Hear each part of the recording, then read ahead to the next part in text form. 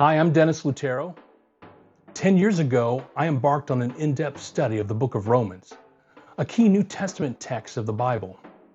Now, this book is actually a letter written by a follower of Jesus named Paul, addressed to the believers in Rome in the first century.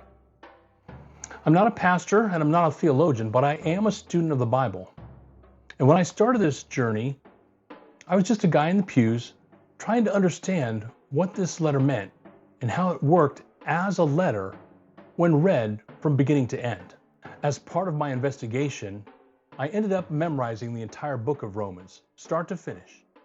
And for the past 7 years, I've been performing it as a stage play for various church groups and even for the faculty and students of a seminary. Here's the thing. When you perform Romans for a group of people, you run into several problems. The way we've been taught to understand Romans just doesn't play on stage. And yet this text, arguably the most important letter ever composed, was written specifically to be spoken out loud to a first century audience. But when you present it in that way, the logic breaks. The characters mentioned in the letter seem out of place. After performing Romans for a couple of years, I realized the problem isn't the letter, it's the way we've been taught to read it.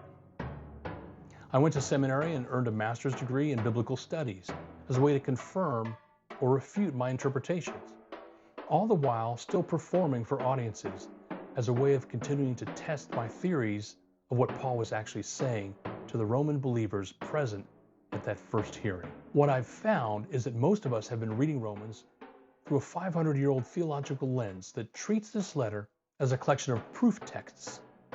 But a letter written to a group of people or the script of a play is not a collection of quotes.